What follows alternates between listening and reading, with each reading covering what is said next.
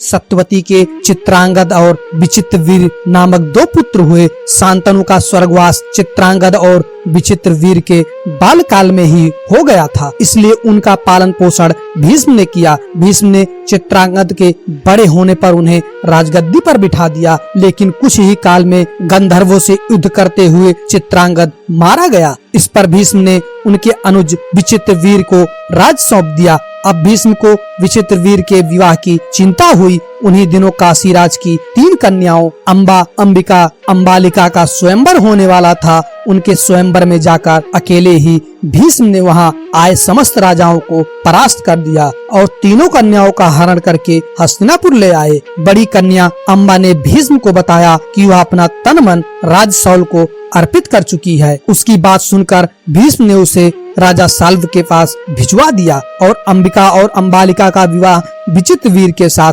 करवा दिया। राजा साल्व ने अंबा को ग्रहण नहीं किया, अतः वह हस्तिनापुर लौटकर आ गई और भीष्म से बोली, हे आर्य, आप मुझे हर कर लाए हैं, अतएव आप मुझसे विवाह करें। किंतु भीष्म ने अपनी प्रतिज्ञा के कारण उनके अनुरोध को स्वीकार नहीं किया। अंबा रुष्ट होकर परशुराम के पास गई और उनसे अपनी व्यथा सुनाकर सहायता मांगी। परशुराम ने अंबा से कहा, हे देवी, आप चिंता न करें, मैं आपका विवाह भीष्म के साथ करवाऊंगा। परशुराम ने भीष्म को बुलावा भेजा, किंतु भीष्म उनके पास नहीं गए। इस पर क्रोधित होकर परशुराम भीष्म के पास पहुँचे और दोनों वीरों में भयानक युद्ध छिड़ गया। दोनों ही अभूतपूर्व योद्धा थे, इसलिए हार जीत का फैसला नहीं हो सका। आखिर देवताओं ने हस्तक्षेप करके इस युद्ध को बंद करवा दिया। अंबा निराश होकर वन में तपस्या करने चली गई। विचित्रवीर अपनी दोनों रानियों के साथ भोग विलास में रत हो गए, किंतु दोनों ही रानियों से उनकी कोई संतान नहीं हुई। वे क्षय रोग से पीड़ित होकर मृत्यु को प्राप्त हो गए।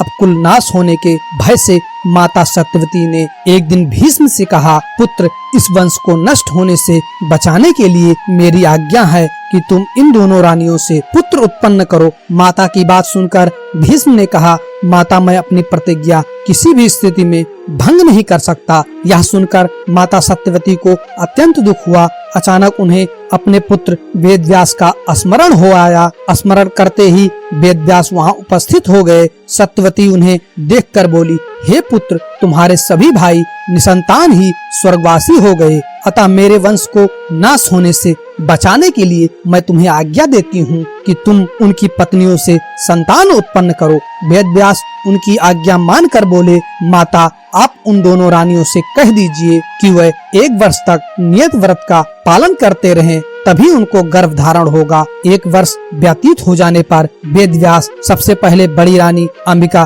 के पास गए। अंबिका ने उनके तेज के डर से अपने नेत्र बंद कर लिए। वेदव्यास लौटकर माता से बोले, माता, अंबिका का बड़ा तेजस्वी पुत्र होगा, किंतु नेत्र बंद करने के दोष के कारण वह अंधा होगा। सत्यवती को यह सुनकर अत्यंत दुख हुआ और उन्होंने वेदव्यास को छोटी रानी अंबालिका के पास भेजा। अंबालिका वेदव्यास को देखकर भय से पीली पड़ गई। उसके कच्छ से लौटने पर वेदव्यास ने सत्यवती से कहा, माता, अंबालिका के गर्भ से पांडु रोग से ग्रसित पुत्र होगा। इससे माता सत्यवती को और भी दुख हुआ और उन्होंने बड़ी रानी अंबालिका को पुनः वेदव्यास के पास जाने का आदेश दिया। इस बार बड़ी रानी ने स्वयं न जाकर अपनी दासी को वेदव्यास के पास भिजवा दिया। दासी ने आनंद पूर्वक वेदव्यास से भोग कराया। इस बार वेदव्यास ने माता सत्यवती के पास आकर कहा, माते, इस दासी के गर्भ से वेद वेदांत में पारंगत अत्यंत नीतिवान पुत्र उत्पन्न होगा। इतना कहकर